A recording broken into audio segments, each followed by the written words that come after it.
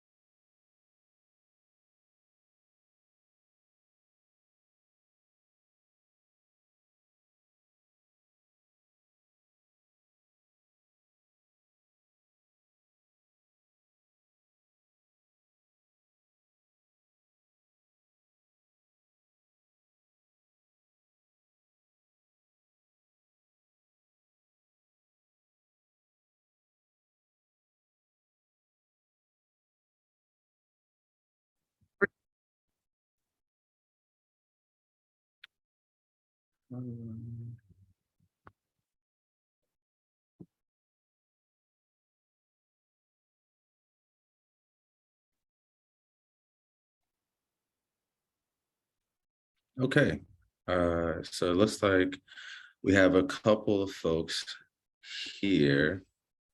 And folks who have the link should be good to go. Ms. Deborah, I just sent you a panelist promotion, so if you can accept that, we can get you up here. Awesome. Okay, so good afternoon, everyone. Thank you for making time to join Broad Community Connections call today for a Q&A session for strategic planning. My name is Dejan Jordan, and I'm the Executive Director of Broad Community Connections. Ms. Deborah, if you want to introduce yourself.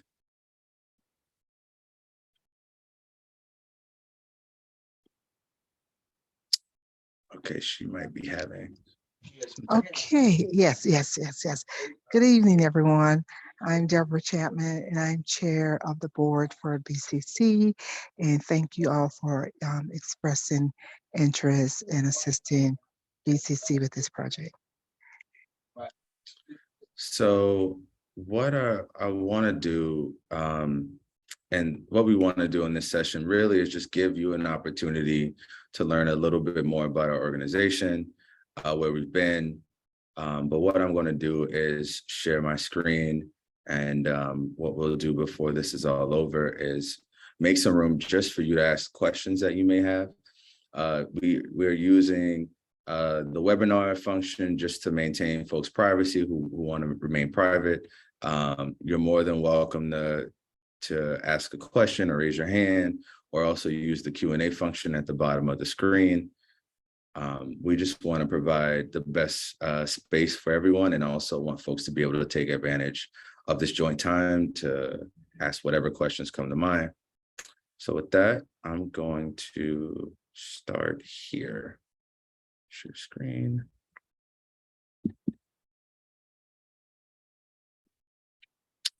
Okay, so Broad Community Connections is a community development organization that was created back in 2008 with the goal of catalyzing a vibrant, equitable, and inclusive Broad Street corridor. And specifically, the purpose of this call today and our need for strategic planning is really to help us start to cast a vision. We've been going almost 14 years now, and just breaking into a new decade. And so we're seeking consulting services really to help us project a 3 to 5 year vision for organizational sustainability, as well as the highest programmatic impact. We are evolving in ways to approach, or we're evolving in ways to actually impact economic development and public health, But what we know is that the call of action is a bit higher today than it has been since our creation.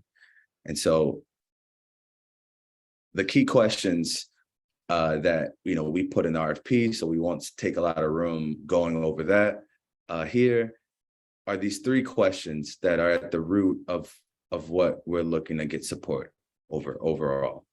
The first question is, what vision and plan for BCC as an institution? What is the vision and plan for BCC as an institution dedicated to grassroots power building, community wealth building, and innovative data advocacy?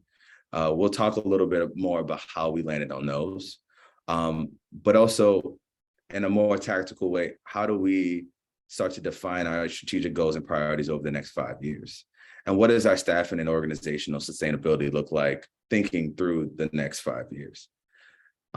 Before we get into more of the meat, we want to share this video because this is at the heart of our work.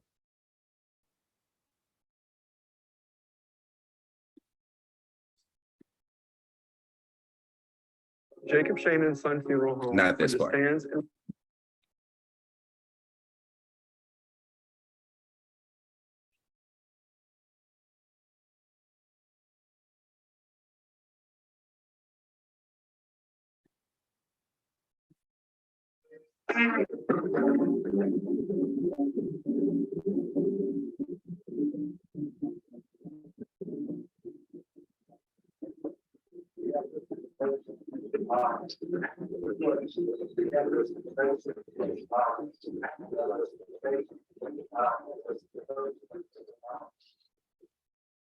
I'm here as a representative of Zulu, but I'm also here as a representative of the community.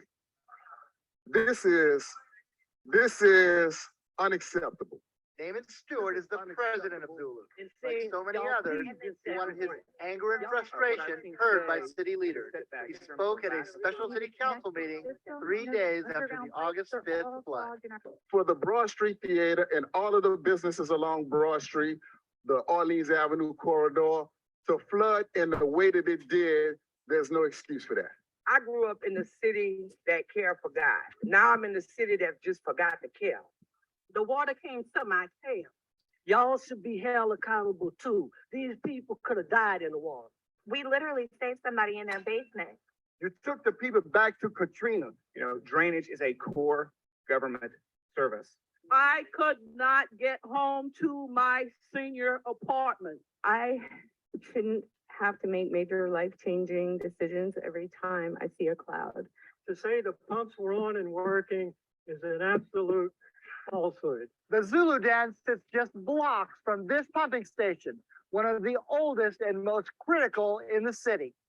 It's like living across the street from the fire station and your house burns down.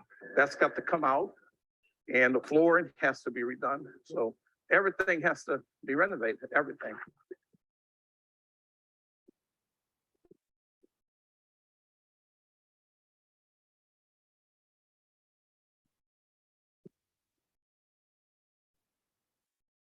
We had like 4 feet of water in here, 3, 4 feet of water in this place.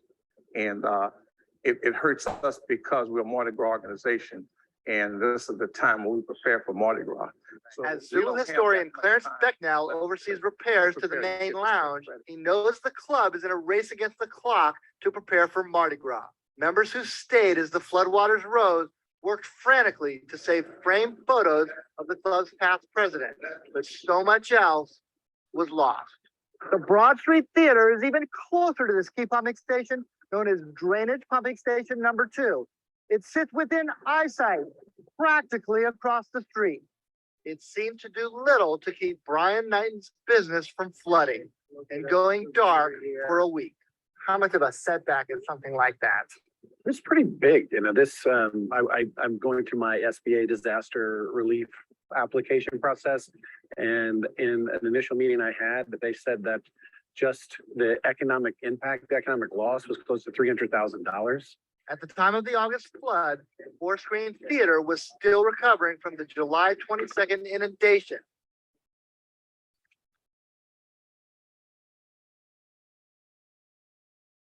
It was the opening weekend for the movie Girls Trip.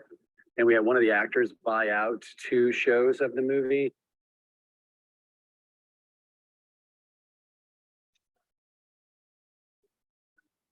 I know we have to do it ourselves. That doesn't sound like a huge vote of confidence in the city tackling the problem. No, and I don't know whose fault that is. If you can't keep the water out of the city, then you don't have a city. As we walked up and down Broad Street, we found many people echoing Knighton's feelings. Just a few blocks away at the exclusive barbershop, owner Kevin Banks replaced this sheetrock, but a newly painted mural was lost forever. And I got him to paint this wall for me, and you see we lost that.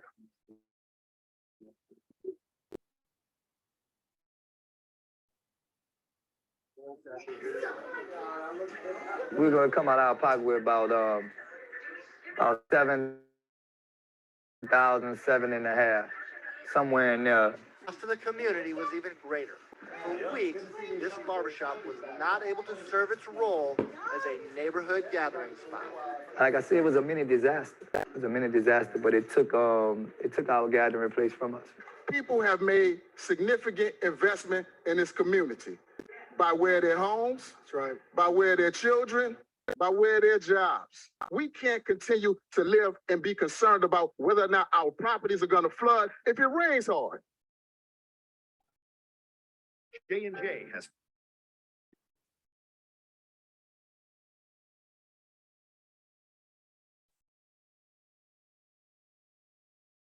Okay, so, we should share that video really because it explains what's at the heart of BCC as an organization, which is there's a fierce urgency of now, and a lot of the issues we have been fighting since 2008 are still some of the issues we're against now, and now they're even more pressing. Let's see, where are, 1 second.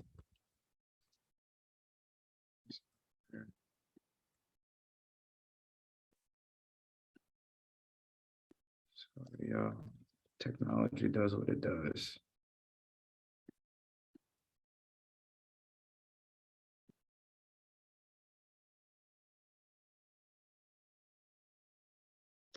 Here we go.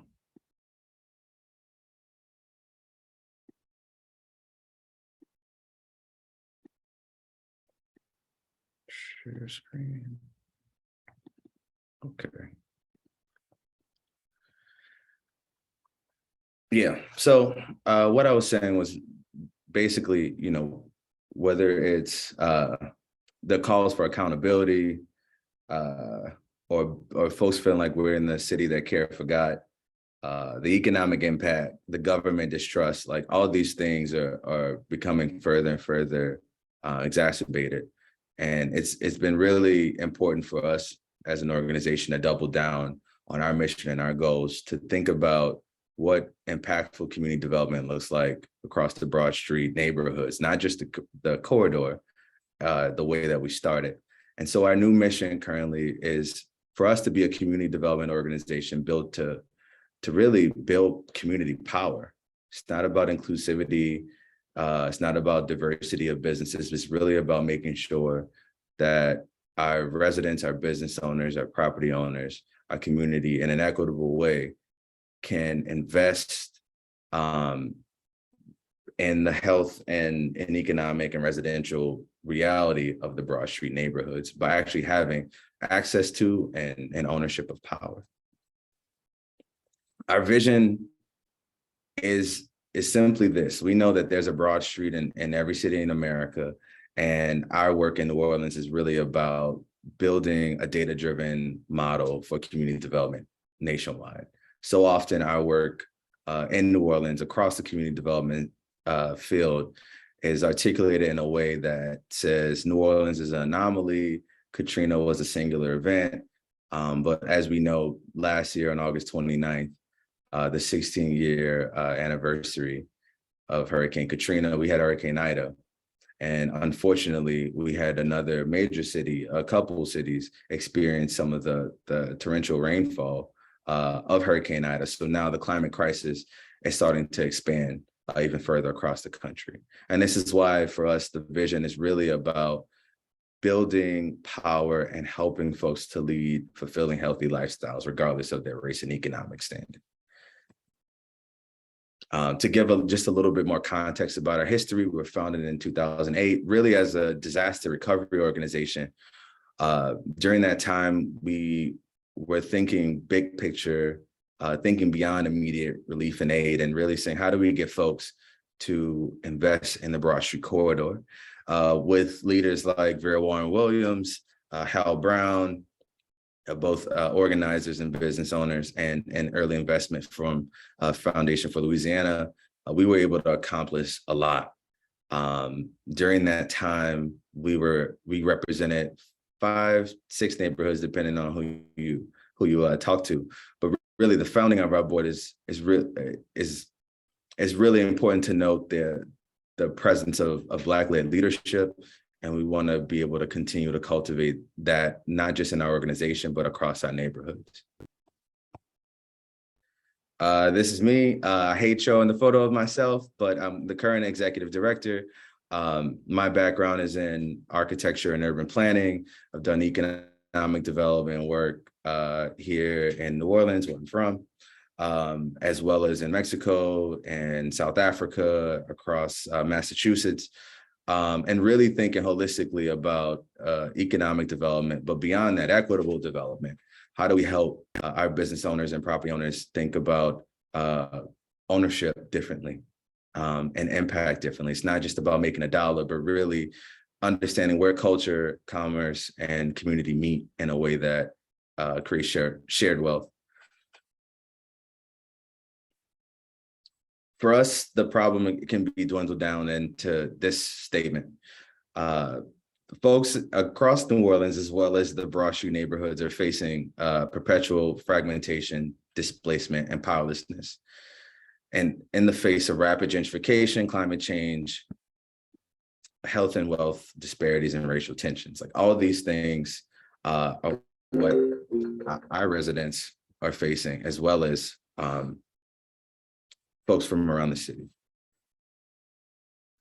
Our current research has shown that Broad Street the Broad Street neighborhoods are being hit very hard.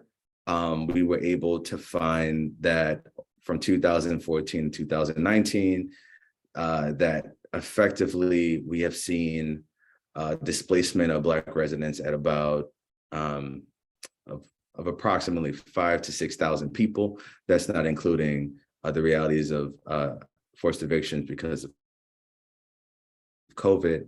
But these are things that are on our radar. For us, it's about being able to think and tackle inequitable neighborhood change. And we know that means culture is lost. We know that means community is destabilized and the opportunities for ownership are eradicated.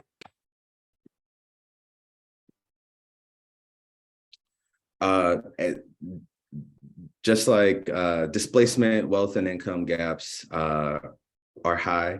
And we know that in this COVID reality and climate change, there's more than just a digital, there's more than just a digital divide.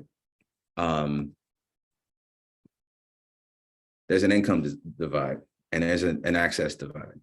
And so part of our work isn't just about getting folks a couple of resources. It's about making sure that folks have equitable access and ownership and economic self-determination. We want to make sure that folks who live along the Broad Street neighborhoods, who have been here for generations, can still afford to be here, while also being able to tackle the reality of COVID and its evolving nature, as well as climate change, because those issues aren't disappearing. One thing that we've been carrying with us for the last 7 years is this life expectancy difference across Broad Street.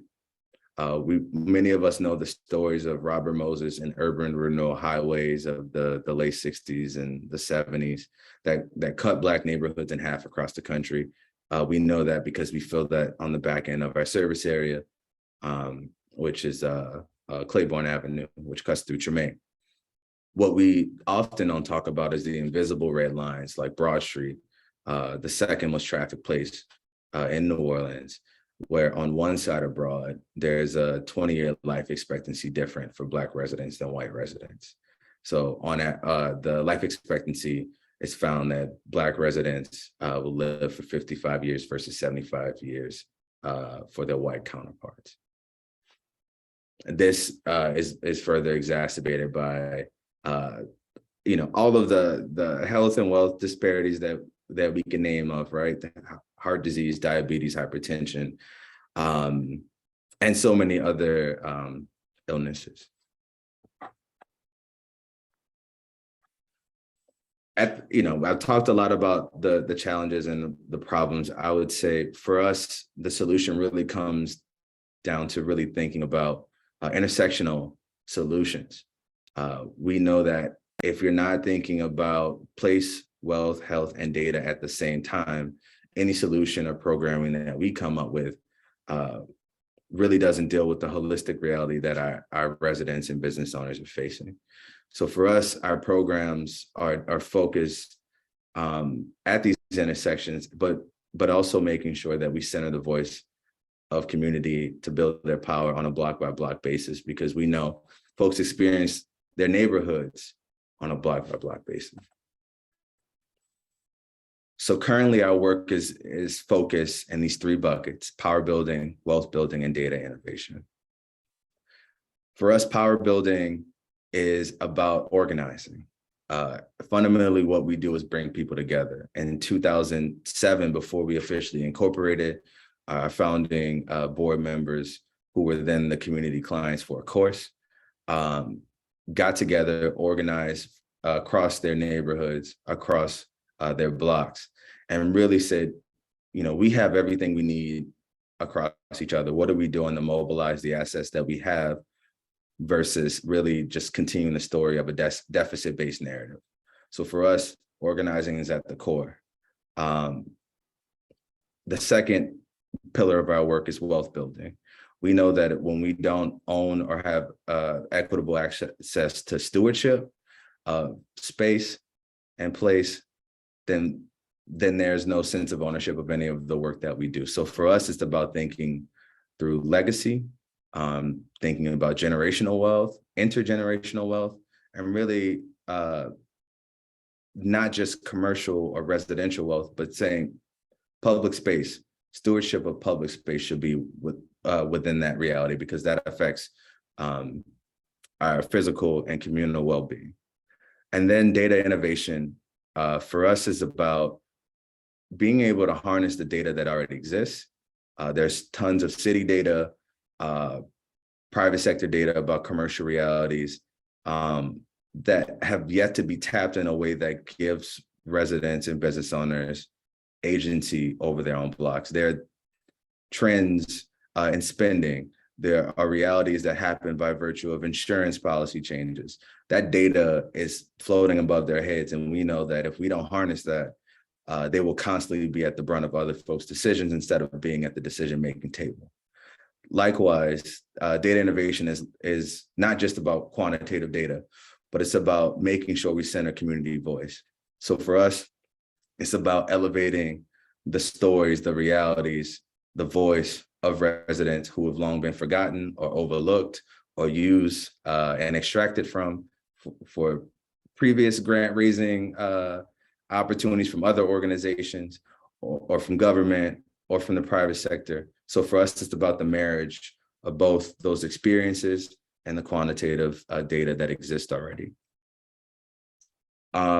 And not to dive so deep into all of our work, but I want to make sure that folks are very clear and familiar with just some of the projects that we have that cross these intersections. Of course, the most well-known project that we have is the Refresh Project, which is a community health hub that we have here on Broad Street. Many folks may call it the Whole Foods on Broad, but most folks don't know that our organization co-developed this property, led the charge to make it an equitable health hub, where there are 7 other nonprofit organizations dedicated to affecting health and equity across the Broad Street neighborhoods. In this space, outside of the affordable format. Whole Foods is the Gold Ring Center for Culinary Medicine, which is a community kitchen and also a teaching ground for medical students at Tulane to learn about holistic medicine instead of pharmaceutical prescriptions. We have Liberty's Kitchen as a workforce development nonprofit doing leadership training with young folks between 16 and 24 who are out of school and out of work to help them get their GED and get life back on track. We also house space for Boys Town, Louisiana, and they help their social service help for young families, as well as housing space for First Line Charter Schools and their Edible Schoolyard program and the Crescent City Community Land Trust.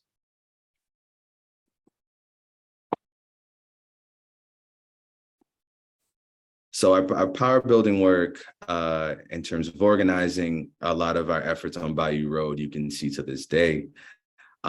Currently, we are the stewards of the Bayou Road Business Association, helping that body go beyond just the standard Main Street organization, but really making sure that they are collectively organized and can advocate not just for the well-being of the business and property owners on the block, but the historic and cultural significance of Bayou Road and the residents who live by, to make sure that they control their own narrative and also have equitable stewardship over the space they live in. So some of the work we're working on right now is a lot of technical assistance, some placemaking efforts with support from the state, as well as working on a community festival happening this Saturday if folks are around. It's called Home Fest. It'll happen July 23rd from 11 to 7 on the 2400 and 2500 blocks of Bayou Road. And really that's an effort of us understanding that when we control our own narratives and we control the economics of a place, folks can be self-determining without us standing in the way as mediators.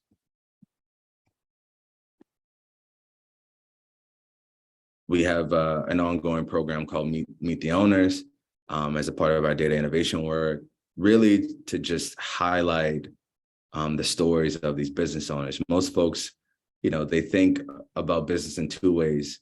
Either they think Amazon, they say, hey, I just need to get a product and I need to get it quick as possible, or just get some food. But many folks don't understand the value of our businesses as institutions, not just protecting or employing folks who have been overlooked, but really creating space for other emerging entrepreneurs, doing everything from food drives to wellness clinics, commemorations, creating space for organizers. And so we want to make sure we don't just elevate the business, but we tell the story of business owners and their journey to entrepreneurship on Broad Street. An emerging project that we have with some other partners, which I won't speak so much about, is the Augustine Justice Center. The idea is really a one-stop shop for criminal justice reform, really being thoughtful about the holistic impact that we might make on Broad, given that Louisiana is the incarceration capital of the world. What is our duty to make sure that we're creating some form of a beacon of hope or support during this time of injustice, but also a lack of space to offer healing and repair.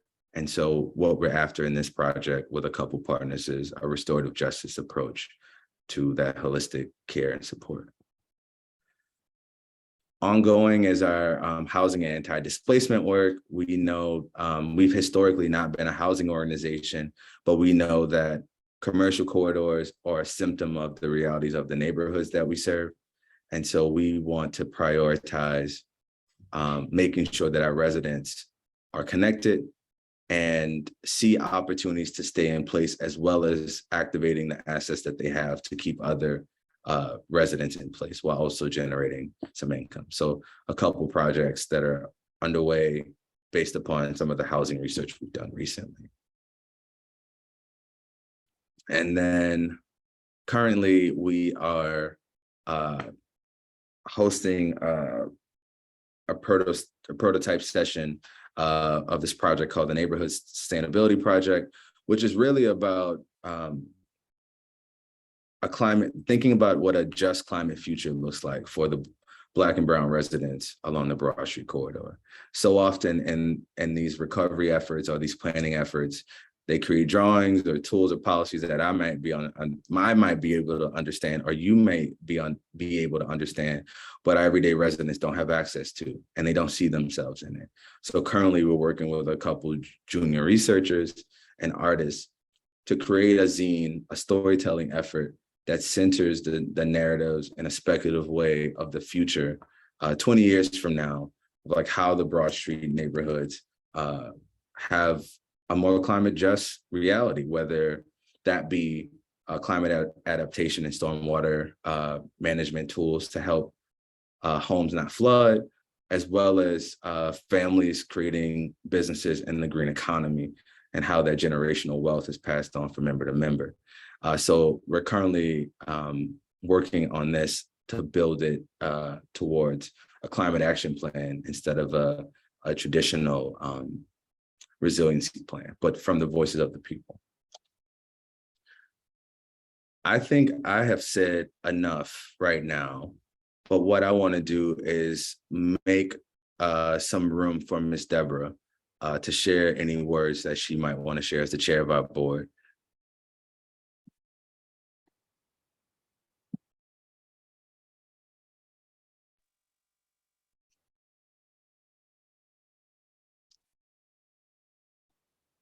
Uh-oh, I think you remuted yourself, Ms. Deborah.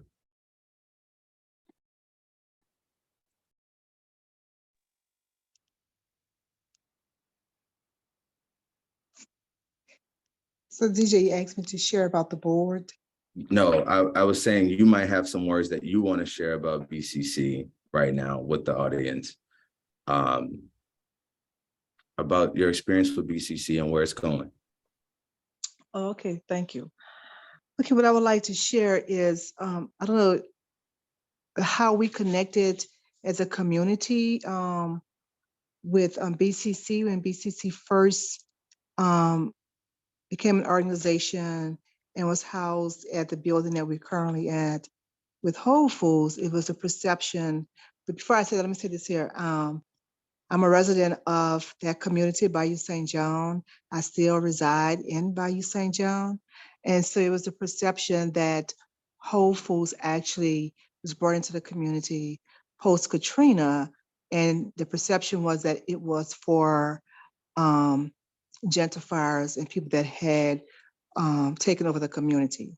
And so people of color didn't feel that that wasn't a business that was there for them, because no one asked the community, was there a need for a Whole Food? And so it's just that it was not people from the community that was born and raised and lived in the community, New Orleans, that was actually supporting Whole Food and was partnering with BCC for, even though they had great programs, gardening, talked about fresh fruits and vegetables and all of that. And so what was instrumental in the community coming together is that BCC and the Refresh Project, those organizations, there's like 6 or some organizations, started going into the community and doing an assessment and wanting to hear from the people, what would you like to have for your community? So it was about access to fair housing and affordable prices at Whole Food. And so then we actually did a movie night on some property that I have that went over really well. We had like 150 residents that came out. And so that's what broke the ice for the community to start engaging and supporting BCC, the Refresh Projects, Whole Food, and all of the other organizations, Liberty Kitchen, that was partners in the building. And so what I would like for y'all to know is that it's important that we continue to build on those relationships. I believe, DJ, that we're not as strong as we were in the past because of COVID. And that may go across the board for just about everyone in the community. But I believe that people and the neighbors, our neighbors, are supportive of the projects that BCC is embracing, along with helping the small business along the Broad Corner, as well as the Bayou Road Business Association. And so I would like to see, on behalf of the board, how we could build better relationships with the small business as well as the residents to bridge those gaps for as fair housing, access to health care, and just building healthy relationships. Thank you for that, Ms. Deborah. So if folks have questions, you can either choose to raise your hand, use the functionality at the bottom of the screen, or you can enter a question in the Q&A tab at the bottom. There's been 2 questions so far, so I'll read them out loud just for folks to hear, and I'll answer them one by one. What has been the impetus for the strategic planning effort? Why now? Is this a board decision / community decision? Does BCC see its role scaling up over the next few years? So those are a lot of questions. I'm gonna break them up into pieces, and I'm gonna answer, and Ms. Deborah, feel free to jump in. But in terms of what's the impetus for this planning process, so to give a little bit of context, which I didn't share in the beginning. So though I am the current executive director, my relationship with BCC goes back to 2016. I was an intern then for about a year and a half. And during that time, I worked specifically on the economic development work, small business development work. And so since then, our organization, for the longest, since its founding, we had one ED run the organization for about 11 years before working for the city or getting tapped by the city right before COVID. And after that, we had an officer here who ended up acting as the interim executive director, and then also transitioned away. And so I stepped into this role last year, July 7th, full-time as the new acting ED. And over that time, now that we're a little bit over a year, it's been sitting still long enough to hear community voice before we start to plan. We believe in deep engagement, and it's easy to want to feel the excitement. And our organization often has to balance 2 things, right? The fierce urgency of now, because our community is in need, but also moving at the speed of trust. And so for us, this isn't an individual effort. This is a collective effort across staff, as well as the board and community, to be thoughtful about what BCC's role is as a community development guardian for the neighborhoods that we serve. In terms of the second part of your question, does BCC see its role scaling up? I think we're open to it, right? We see our staff size increasing a bit. We just made our first staff hire since I've been on. And part of what we're hoping to get support on through this effort is really to try to figure out what size do we need to be agile. We don't want to be in competition with any other community development organization and like nearby. Our goal is partnership. So the work of the consultant chosen is really to figure out how do we have smart partnerships, and what does it mean to have agile and smart staff that we're helping to develop them, not just as people who take a position, but what are we doing to build the civic leadership capacity of anybody who works for our organization as a staff person, as an intern, as a researcher, as a contractor, to leave our organization better prepared to understand both how to be in deep engagement with community, as well as how to be effective project managers. Ms. D, anything you want to add to that?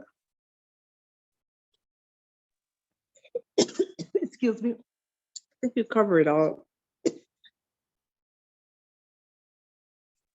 Excuse me. I think you Okay. covered it all, DJ. Okay, Thank so I'll answer the next question. The next question is, what is the reason for the 4-month strategic plan? Are there any major dates, deadlines that BCC is hoping to meet? So the reason for the 4-month strategic plan is that we don't want to be overplanned, just like we know community doesn't want to be overplanned. And the 4-month time period is enough time, we believe, for the selected consultant to be able to do some form of stakeholder interviews, both with the board and staff, as well as with key partners, historically and perspective, but also to give us a little bit of time to engage with the draft, right? It's one thing to create a plan, but a plan with no strategy for implementation or with no ownership or shared ownership is a plan that sits on a shelf. And we can't afford to have a plan that does that right about now. In terms of deadlines, what we're navigating is really the holidays. We want to go into 2023 with a clear agenda about where we're going and how we're going to do it. And we know that once you move near Thanksgiving, that there's a dark hole there that you may not be able to hear from folks or be able to connect with folks. And also there's just a typical lull that happens in the nonprofit sector during that time. So that's the intention with that deadline. So I'll go ahead and answer the next question. It says, what kind of funding does BCC have for implementation of what gets developed over the next 3 to 5 years? So the way I'll answer that is this.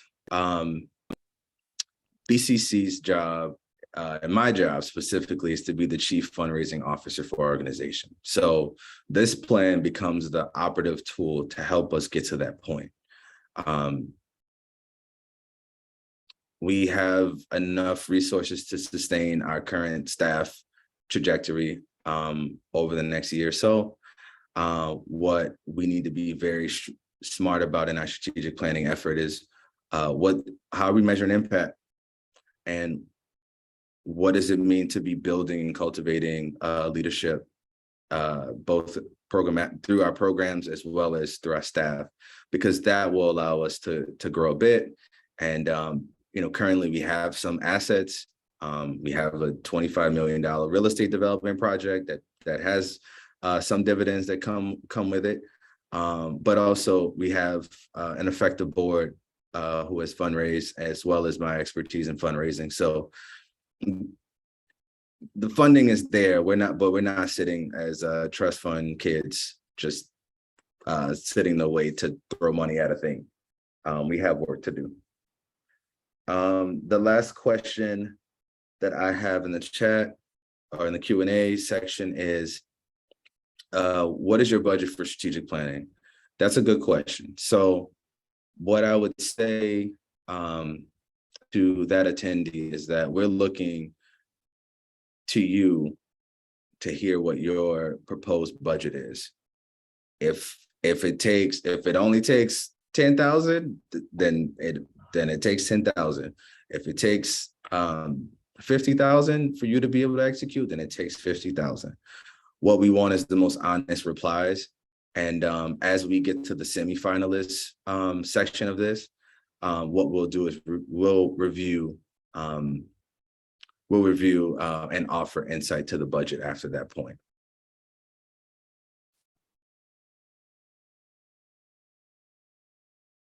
So that is the end of the questions. Let's see. Okay, I have one more question. It says, will today's recording be made available to those who were unable to join? Yes. As mentioned in the email, what we'll do is upload this video to YouTube. We'll email everyone who was on this call the copy of this video, the YouTube link to the video, Hopefully this will be uploaded within 24 hours because we know that sometimes YouTube has a lag, but we'll be able to share this with everyone on the call, and you can share this with your partners.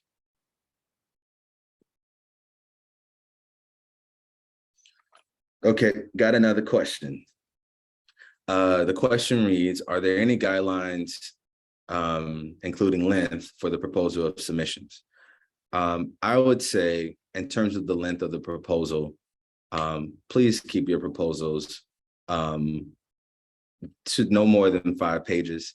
We will be experiencing a large volume of plans, and what we want in your proposal submission is to include the relevant work experience. So we want to hear how you've worked with past community development organizations going through this moment, like a moment similar to us of organizational change management, like having that as a framework, so that we understand through our evaluation process how you might use your skills in a transferable way or a direct way.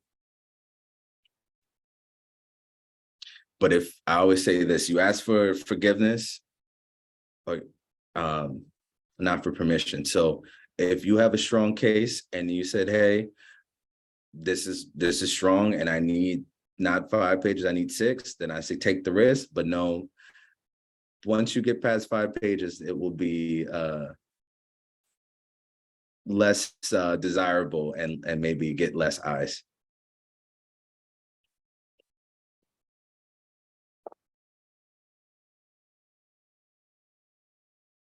Any other questions?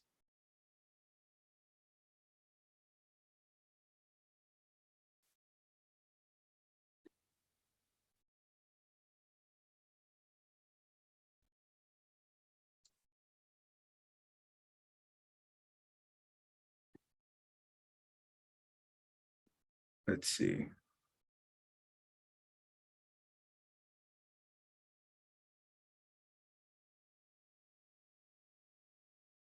Okay, so I have another question. Question says, will there be interviews? Yes. So what we are hoping for in this first round is really just your raw proposal and experience. So that way we can go through this evaluation process.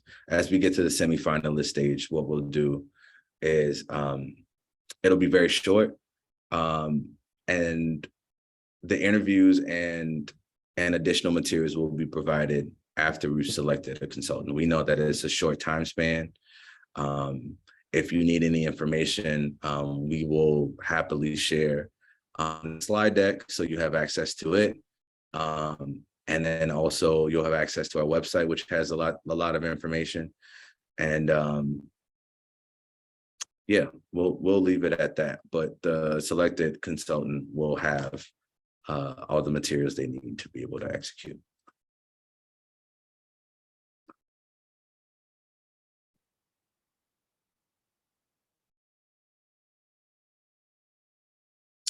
Any questions? We have 3 minutes left and we're already over time, but I want to make sure that we leave room for anyone to ask any burning questions they may have.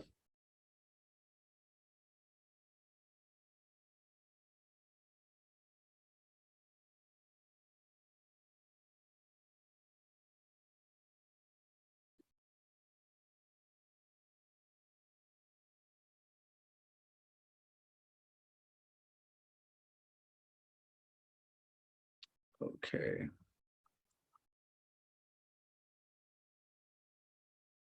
Okay, so the last question that I have is to confirm there will be multiple rounds in the selection process. There will be, yes, there will be a semi-finalist round, and then there will be a finalist round. So what we will do, if we need additional information from the selected semi-finalists, we'll reach out. Otherwise, we're going to move full speed ahead, and we'll share that information after folks have submitted their proposals.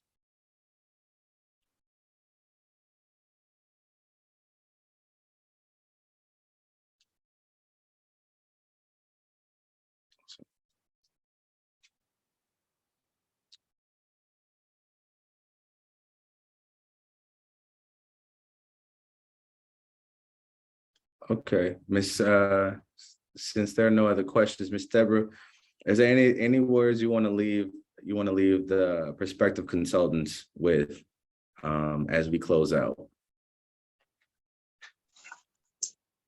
I'm looking forward to receiving. Uh-oh, Miss D, you're cutting out a little.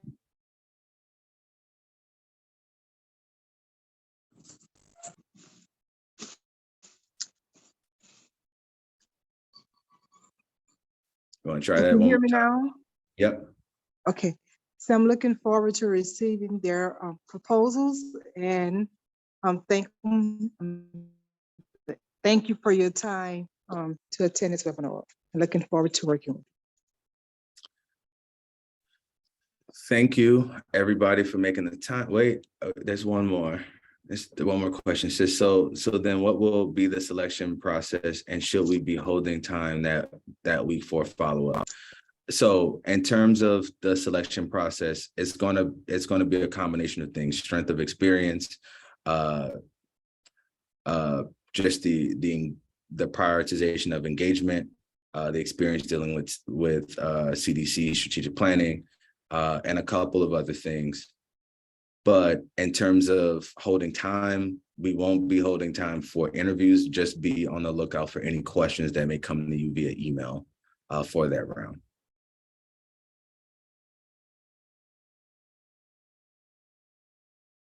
I hope that answers your question. So again, we'll share this deck, this pitch deck, so you have access to that information. You have access to our website, broadcommunityconnections.org, as well as bayouroad.com. And yeah, and that's about it. You have the document. So we think you have all you need for this first go around. So we're looking forward to seeing your proposals, and we hope y'all are staying hydrated, because hydration is key, and that you are finding moments of rest, because this work is thankless work, and if you're not taking care of yourselves, then you can't really help anybody else. So with that said, I want to say thank you for making the time, and y'all have a great evening.